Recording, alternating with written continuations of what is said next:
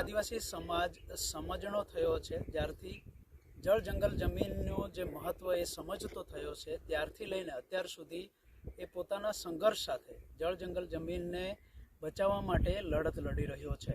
હાલમાં જ આપણે જોઈએ તો ભારત દેશની વાત કરીએ ત્યારે હસદેવ જંગલને બચાવવા માટે ત્યાંના સ્થાનિક જે આદિવાસી સમાજ હતો એમણે રસ્તા પર પણ આવ્યો અને આંદોલન કર્યા, રેલીઓ કરી અને પોતાના જે હસદેવ જંગલ છે એને બચાવવા માટેના પ્રયત્નો શરૂ કર્યા।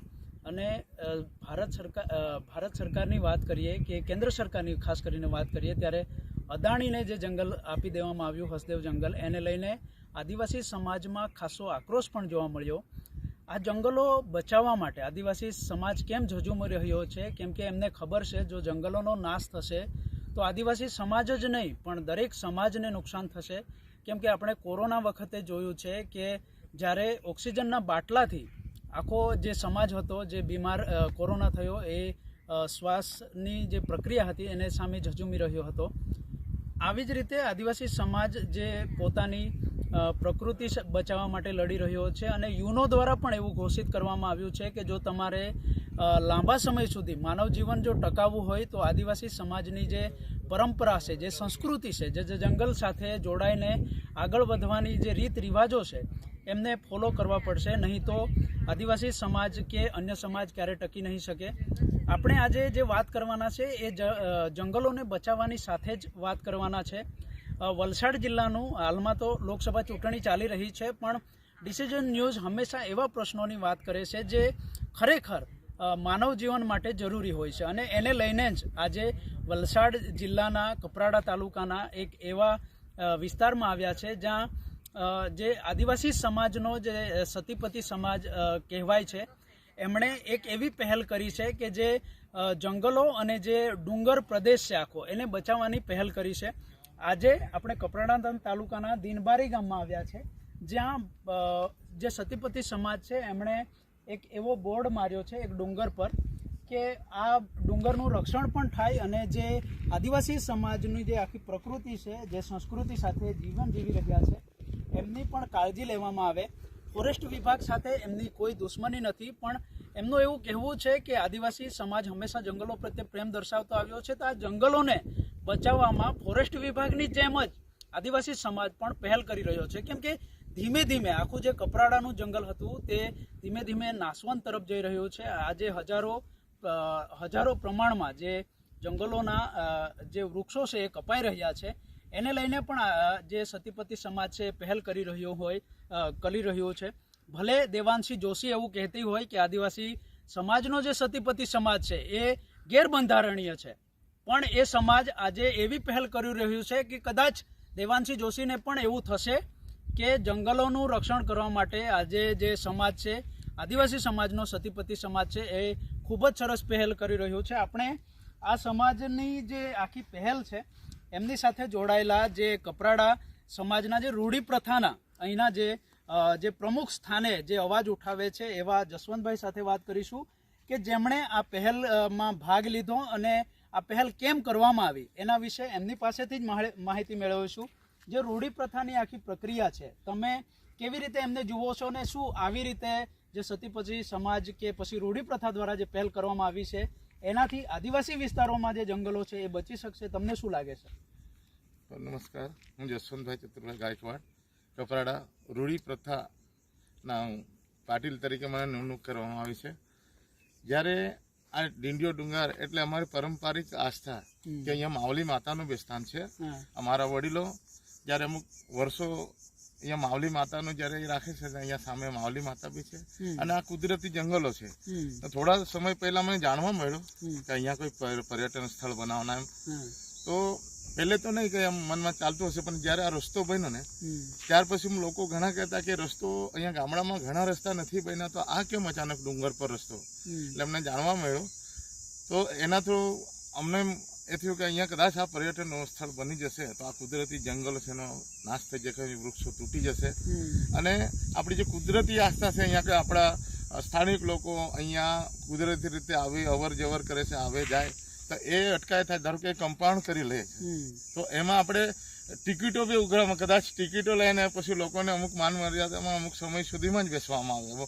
અમુક ઘણા ખરા આપણા દેવસ્થાન છે, કુદરતી આસ્થાના જે દેવો છે એનો બી કદાચ કંઈ ભંગ થઈ જાય, કંઈ કાઢીને ફેંકી દેશે એ ડરથી અમને થોડોક એમ આઘાત લાગ્યો. જો આવું નહીં થવું જોઈએ, આજે કુદરતી જંગલોનો નાશ નહીં થવો જોઈએ. જો હમણાં તો કે તેમ ઘણા સમય પહેલા પેલો કોરોના કાળ વખતે કહેતા ઓક્સિજનની કેટલી અછત, લોકોને ઓક્સિજનથી કેટલા લોકો મરી ગયા. જો આ ઝાડવાને લીધે ઓક્સિજન જે ઓક્સિજન ઝાડવાને લીધે થાય એમ કહે છે, ઓક્સિજન ઝાડવાથી ઉત્પન્ન થાય છે. જો એવી પરિસ્થિતિ આ જંગલમાં ધારો કે જંગલ તૂટી જાય તો ખરાબ પરિસ્થિતિ આવે. એના બચાવ માટે જો આ જો બોર્ડ લગાડેલો છે, જેવો ફોરેસ્ટ ડિપાર્ટમેન્ટ જેવું કે આ જંગલનું રક્ષણ કરે ને એવું આ રક્ષણ હેતુ જ આ લગાડેલો છે. એમ અમે જે એના જોડે વાતચીત કરી, અમારા ભાઈ સંબંધી લોકો જોડે વાત કરી એમ તો અહીંયા તે દિવસ કે ફક્ત ને ફક્ત કુદરતી જે વાતાવરણ છે તેવું ને તેવું જોઈએ, ચોખ્ખું. ત્યાં કઈ અમને કોઈ જાતનું કોઈ સુવિધા નથી જોઈતી, જે કુદરતી નેચરલી જે છે ને તે જ જોઈએ અમને. અને એના થકી જ અહીંયા અમને જે બી કુદરતી અહીંયા આદિવાસી લોકો રહેતા છે ને એને એ જ સારું છે, જે કુદરતી હવામાન. તમને લાગે છે કે કપરાડાના જંગલો તમે આવી રીતે બોર્ડ મારીને બચાવી શકો? બચશે, 100% બચશે. કે આદિવાસી એક થઈને આજુ કરે તો થઈ શકશે. આ તો જસવંતભાઈ જેમની સાથે આપણે વાત કરી અને એમણે પણ આ પહેલમાં મહત્વની ભૂમિકા ભજવી અને આ જે આખું કપરાડાનું જંગલ છે એને બચાવવાની જે પહેલ કરવામાં આવી છે સતીપતિ સમાજ દ્વારા, એમને પ્રોત્સાહન રૂપે આપ્યું અને તેઓ હંમેશા એમને સમર્થન આપી રહ્યા છે. આપણે આ જ ઘટનાને લઈને મનાલા ગામના જે સરપંચ છે અને આમ આદમી પાર્ટી સાથે જેઓ વલસાડના પ્રમુખ તરીકે પણ નિયુક્ત છે એમની સાથે વાત કરીશું, જયેન્દ્રભાઈ સાથે, અને જાણવાની કોશિશ કરીશું કે જો રૂઢી પ્રથા અને સતીપતિ સમાજ દ્વારા જે આ પહેલ કરવામાં આવી છે એ આજના વર્તમાન સમયમાં કેટલી જરૂરિયાત પણ આપને લાગે છે? જોહાર. આજે એસી ભારત સરકાર કુટુંબ પરિવાર જે કહેવાય રહ્યું છે, ભારતમાં 2 બંધારણ છે, એક ભારત સરકાર અને ભારતીય. જ્યારે આપણે અહીં જે સ્થળ પર છે કપરાડા અને દિનબારી, ત્યાં એક પહાડ છે, પહાડ ઉપર જ્યારે આપણે એ બોર્ડ જોઈ શકીએ, અનાજકાળ પૂર્વીનો જે વ્યવહાર છે, તો અનાદિકાળથી જે આદિવાસી સમાજમાં જે વ્યવહાર હતો એ વ્યવહાર કુદરતને માનનારા અને કુદરતને પૂજનારા આદિવાસી. કારણ કે આદિવાસી એક એવો સમાજ હતો, એની સાથે જે 80 કુંવર કેસરીસિંહ દાદા એ વિશ્વ પ્રસિદ્ધ થયા.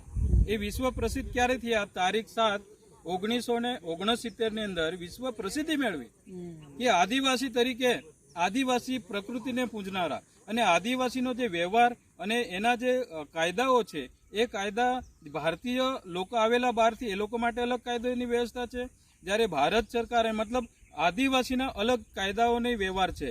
એ કુદરતી નેચરલી મતલબ નોન જ્યુડિશિયલ એ રીતે એક આ 2 બંધારણ છે.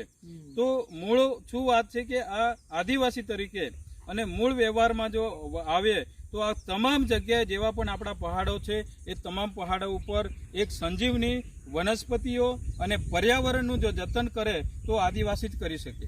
કારણ કે જ્યારે અત્યારે ફોરેસ્ટ વિભાગ જ્યારે વાત કરે છે કે આ ફોરેસ્ટ, આ ડુંગર અમારો છે, આ ફોરેસ્ટ વિભાગ અમારું છે, પણ જે તે સમયે ફોરેસ્ટ આદિવાસી પહેલા આવ્યા હતા, ત્યારબાદ ફોરેસ્ટની રચના પછીથી કરી હતી. તો ખરેખર આદિવાસીનું આ જળ, જંગલ, જમીન, જેના કારણે સુપ્રીમ કોર્ટે પણ જે જજમેન્ટ આપેલો છે કે 2011નો કે આ ભારત દેશના જો મૂળ માલિક હોય તો આદિવાસી, જેના કારણે આ કપરાડા વિસ્તાર તો નહીં પણ તમામ આપણા દક્ષિણ ગુજરાત કે પૂરા ભારત દેશની અંદર જ્યાં પણ આદિવાસી સમાજની વસ્તી છે અને ત્યાં જળ, જંગલ, જમીન અને જંગલ એવા પહાડો છે, એવી જગા ઉપર તમામ આવા બોર્ડો લગાવવા જોઈએ. કારણ કે આ બોર્ડ ઉપર તમામ વિશ્વ પ્રસિદ્ધિ કરીને આ તમામ એના જે કાયદાના વ્યવહાર અને કાયદાના પુરવારના આધીન એના ઉપર તમામ ડોક્યુમેન્ટ, એવિડન્સ સાથે એ પુરાવા તરીકે બોર્ડ મૂકેલો છે. માટે એ તમામ અને સુપ્રીમ કોર્ટ, હાઈકોર્ટ પણ એવું માની રહ્યું છે કે આદિવાસી સર્વોપરી છે અને જે તે પ્રકૃતિને પૂજનારા મતલબ કોર્ટ પણ, સુપ્રીમ કોર્ટ, હાઈકોર્ટ પણ એમને માન્ય રાખે છે. માટે જે આવા તમામ વિસ્તારની અંદર આજે પ્રકૃતિનું હનન થઈ રહ્યું છે, પર્યાવરણનું હનન થઈ રહ્યું છે, આદિવાસીનું હનન થઈ રહ્યું છે, આદિવાસીઓને વિસ્થાપિતના ઘણા બધા એવા સરકારી પ્રોજેક્ટો ચાલી રહ્યા છે, તો આવા બોર્ડો ગામડાની અંદર, આવા પહાડોની અંદર તમામ આ પ્રમાણે ભારત સરકારના ઐતિહાસિક અને આવા જે ડોક્યુમેન્ટ પુરાવા સાથેના બોર્ડો લાગવા જોઈએ, જેથી કરીને તમામ જે તે ખાતા વિભાગના છે એ પણ એને સમજી લે, જાણી લે કે ખરેખર વાસ્તવિકતા શું છે. તો જ આ પ્રકૃતિ અને પર્યાવરણ, આદિવાસીનું જે અસ્તિત્વ છે એ ટકી શકે. અને એ જ એક બચવા માટેનું એક માધ્યમ છે કે આવા ભારત સરકારના જેટલા પણ ડોક્યુમેન્ટ, જેટલા પણ આવા ભારત સરકાર શું છે, આ 80 કુંવર કેસરીસિંહ દાદાએ જે વિષય ઉપર જે પણ નોલેજેબલ અહીંયા ઘણા બધા આગેવાનો છે એમના જે તે અધિકારી પણ સમજવા માટેનો પ્રયત્ન કરે, જેથી કરીને આદિવાસી સમાજ સાથે ઘર્ષણ ઉભો નહીં થાય.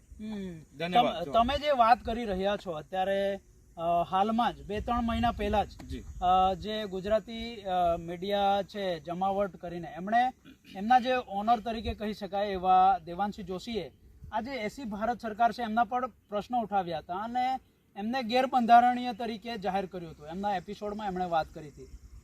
તમને શું લાગે છે આ પ્રકારે જે એસી ભારત સરકાર જંગલોનું રક્ષણ કરવા માટે આવા પ્રકારની જે પ્રોટેક્શન વોલ ઊભી કરી રહ્યા છે, શું ગુજરાતી મીડિયા કે ગુજરાતના જે આદિવાસી સમાજના લોકો છે કે અન્ય સમાજના લોકો એ આવા મીડિયાને કેમ સ્વીકારે છે કે જે ખરેખર પ્રકૃતિનું રક્ષણ કરે છે એવા સમાજ સાથે કેમ તિરસ્કારની ભાવનાથી જુએ છે?